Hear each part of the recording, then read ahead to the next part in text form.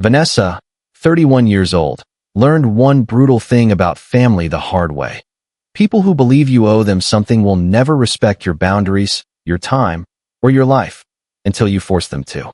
I had always been the reliable one, the dependable sister, the woman who somehow kept it all together, even while working a demanding full-time job as a financial analyst in Charlotte, North Carolina.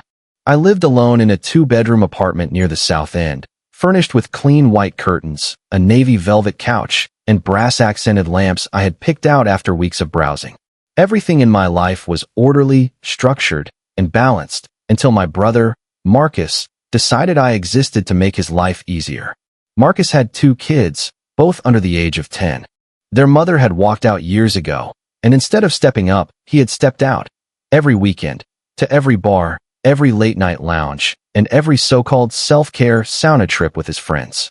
I knew he was struggling, but I was not going to let that turn into my obligation. So when he called me one Thursday afternoon and told me he was heading out of town for a guy's weekend at a hotel near Myrtle Beach and that I should watch his kids, I didn't even hesitate. I said no. Flat out, clear, direct. No. He was silent for a second, then laughed as if I was joking. I was not. He said that work was not a reason to refuse. He said that family always helps family. He said that I owed him this favor because I didn't have kids, and I didn't understand what real exhaustion was. I told him if he wanted a favor, it came with a price. I told him to Venmo me $10,000. He exploded, said I was selfish, said I was heartless, said I had lost my mind. I told him that if he could not lend a helping hand to me, to respect my time, my job, and my autonomy, then I sure as hell was not going to lend one to him. That was the last I heard from him. Until Saturday morning.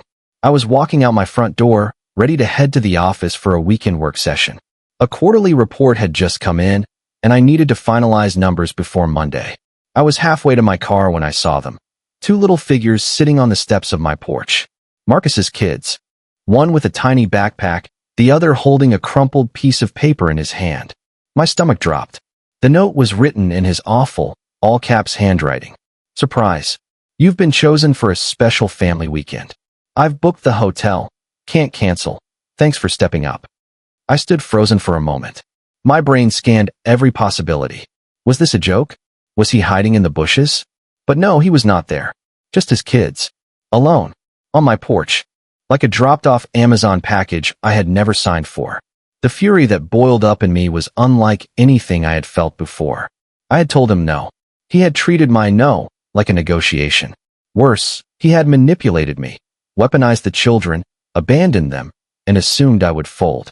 I looked at the kids, who were sitting quietly, waiting for instructions, and then I did something that would alter everything. I loaded them into my car. I drove across town to a Department of Family and Child Services building I had passed dozens of times, but never entered. Inside, I walked to the reception desk, calm but direct. I told them that these were my brother's children. He had abandoned them at my doorstep with no consent, no communication, and no plan. I told them that I was not their legal guardian, nor did I wish to be. And then I said what sealed his fate. I told them I believed my brother had done this because he did not want his children anymore. I did not shed a tear. I did not blink. They asked a few questions, took down my ID, and brought the children to a side room. I walked out of that building like I had just set something on fire. And I had.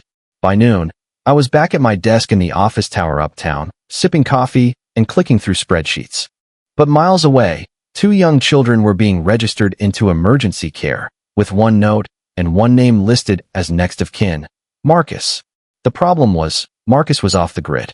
He had turned off his phone, deleted his social media for the weekend, and was living it up at the hotel spa with his boys. So when the orphanage staff tried to reach him to verify what I had said, they got nothing. No answer. No explanation. That is when the system did what it was designed to do. They filed paperwork. They started a case file. And in the absence of any parental response, they began classifying the children as officially abandoned. They scheduled a social worker to begin the process of transfer. By the time Marcus would finish his last cocktail at the pool bar, his children would have new clothing issued, beds assigned, and names logged into a system that does not forgive absence. When he finally turned his phone back on 2 days later, it was too late. There were 5 missed calls from the Department of Children and Families, 3 voicemails marked urgent, and a formal letter already printed that read, "Intent to initiate state custody on grounds of parental abandonment." He called me in a panic. I did not answer. He left a message that was halfway between screaming and sobbing. I did not respond, because for once, it was not my job to fix what he broke. He tried to say it was all a misunderstanding, that he thought I would help, that he had no idea it would go this far. But what he did not understand, what he never understood, was that boundaries are not suggestions. My time is not a community resource, and dropping off children at someone's house without consent is not a parenting plan. It is abandonment. I do not know how long the children stayed in that orphanage. I do know Marcus had to attend multiple hearings, undergo psychological evaluations, and enter mandatory parental education programs. I also know that my refusal to step in left a permanent mark on the court documents, on his record, and on our relationship. He tells people now that I ruined his life. But I did not ruin his life. I just stopped letting him ruin mine. Update 1. The morning after everything happened, I thought it would feel like closure. I woke up, made my usual almond milk latte, pulled my hair into a bun, and opened my laptop with the intention of burying myself in work again.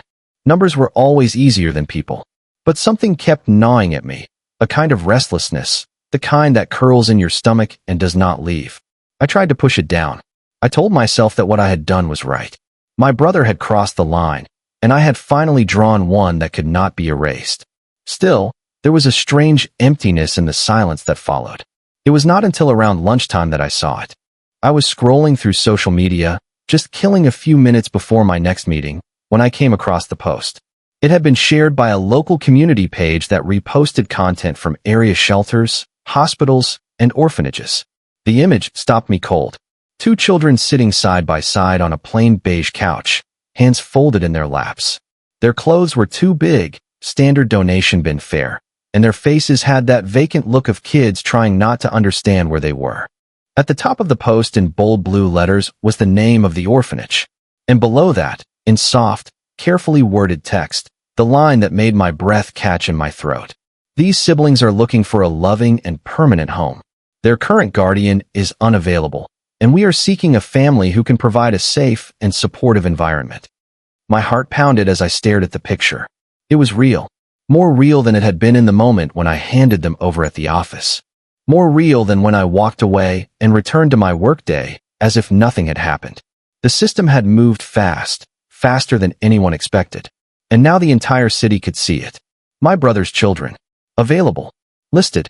There were likes, comments, people tagging friends. One person had even commented, saying they were reaching out to the orphanage directly because they had always wanted to adopt a sibling pair. It was surreal. This was not a private family matter anymore. This was public, irreversible, a digital footprint that could not be deleted, even if my brother sobered up and ran to the gates of that building with a lawyer and a miracle. My hands were shaking when I clicked the share button. I did not send it to Marcus. I knew he was already spiraling. I knew from the tone of his last voicemail that he had entered full damage control mode and was trying to piece together whatever scraps of a defense he could manage. But he was not the only parent in this situation.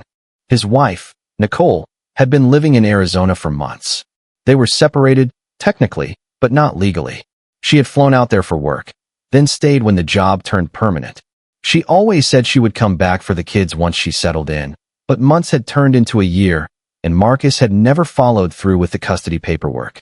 He always said he was handling it, that it was temporary, that everything was under control. Nothing was under control.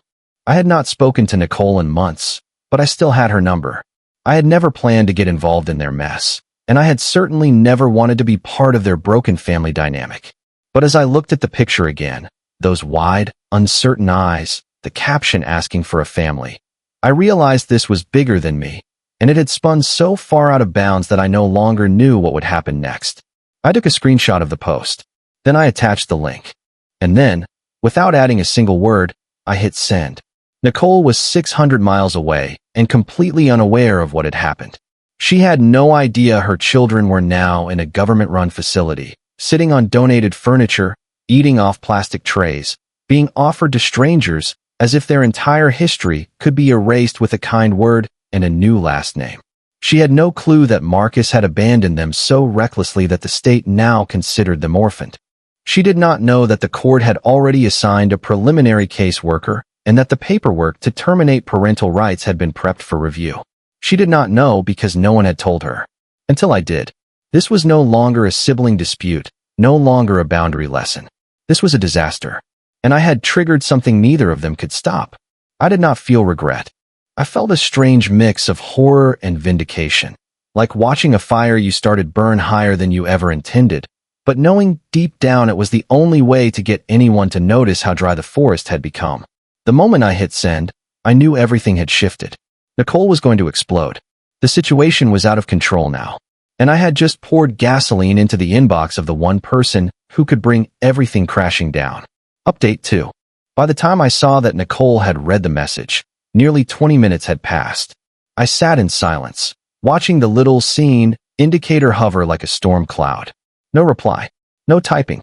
Just digital stillness. Then, a full hour later, my phone lit up with a call from a number I did not recognize, but I already knew who it was. Nicole had changed phones since moving to Arizona, but her voice came through with all the fury and disbelief I expected, and more. She had seen the photo. She had read the caption. She had confirmed the orphanage address.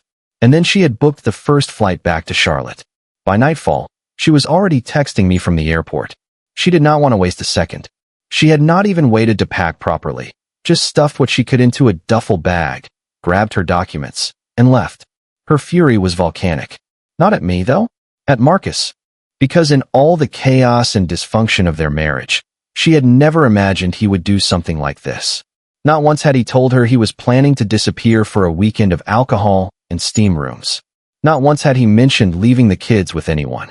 And certainly not once had he said they were being left without formal care, without food, without explanation, like they were an afterthought. The next morning, I met her at the orphanage.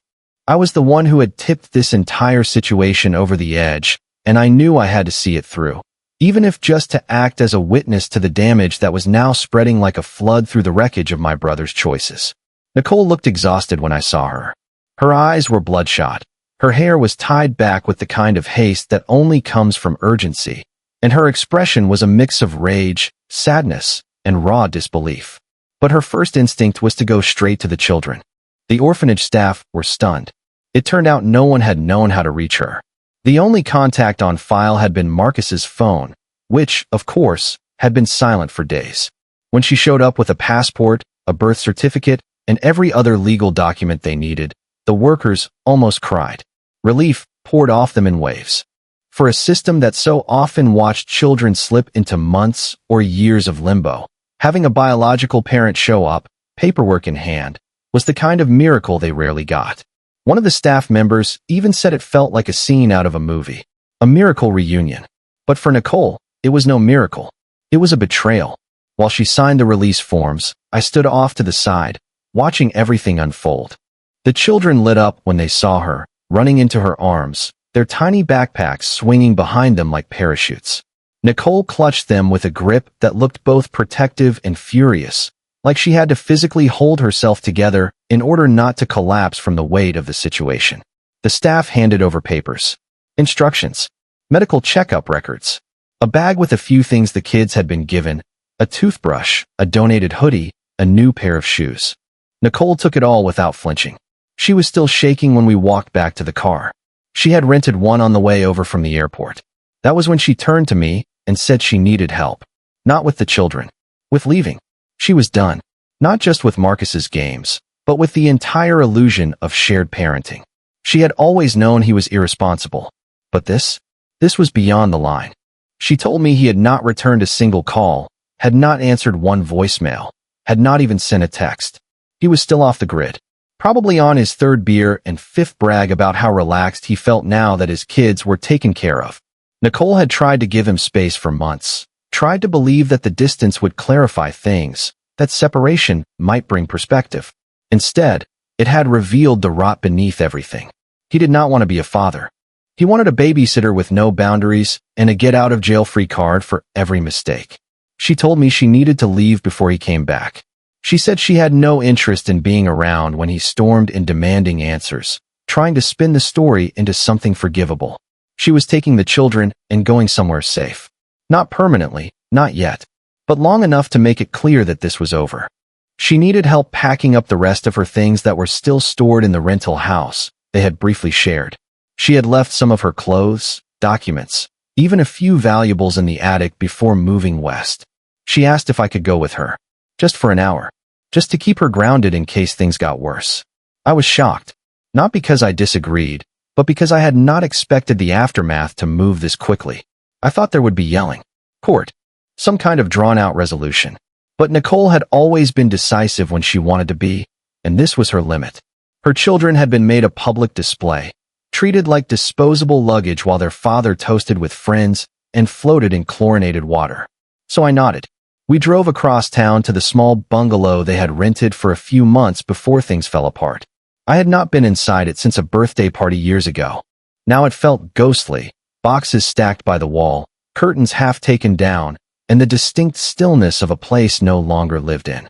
Nicole walked in with a kind of silent rage, pulled out the storage bins from the hallway closet, and started throwing in what she needed. I did not ask questions. I just grabbed the tape and started sealing boxes. There were baby photos, a wedding picture buried at the bottom of a drawer, old toys, some broken, some unopened. She did not cry. She just worked. And I helped her finish. Update 3. Vanessa, 31 years old, learned that consequences do not arrive loudly. They arrive quietly, with empty rooms, unanswered calls, and the slow collapse of the world someone assumed would always be waiting for them. Marcus came back a full week later. Not 2 days. Not 3. A full week. 7 uninterrupted days of bars, saunas, hotel breakfasts, and pretending responsibility was something that only happened to other people. By the time he pulled into the driveway of the bungalow he still mentally referred to as his house, his skin was tanned, his voice was hoarse from drinking, and his confidence was intact. He was already irritated before he even opened the door, because no one had greeted him. No children shouting. No bags by the entrance. No noise.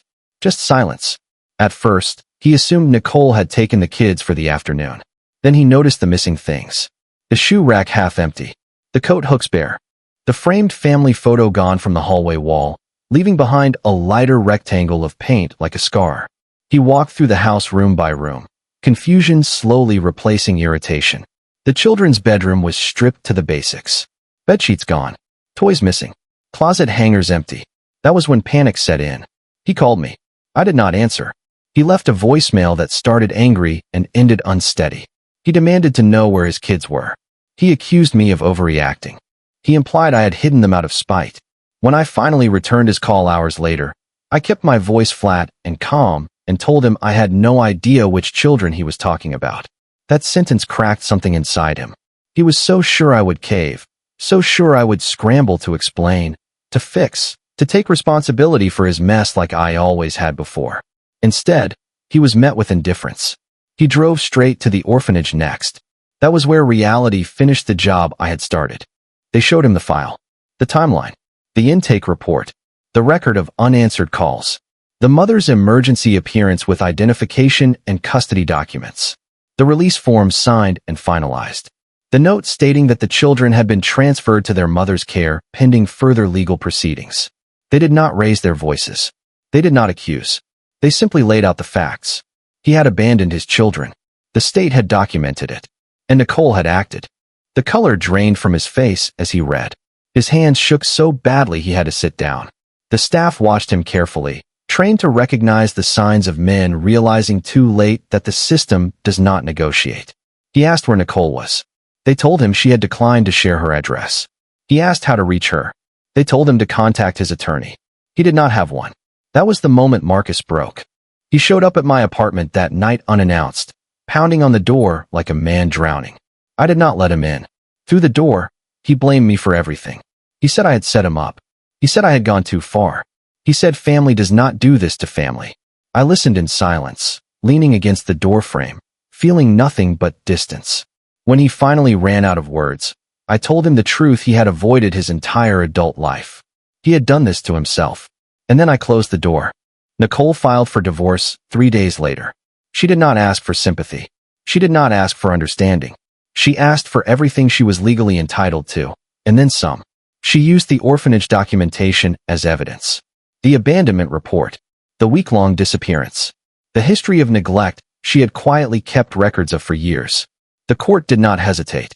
His house was not just a house anymore. It was collateral. It was leverage. It was proof of stability that he no longer had.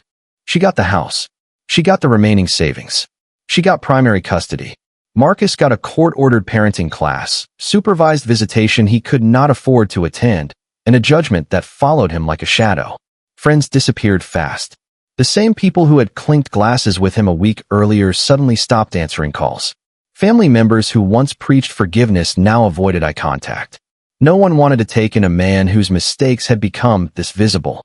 He bounced between couches for a while, then between cheap motels, then nowhere at all. I heard fragments over time. A sighting near a bus station. Someone said they saw him sleeping in his car. Then someone else said the car was gone too. Eventually, the story stopped. No one heard from him anymore.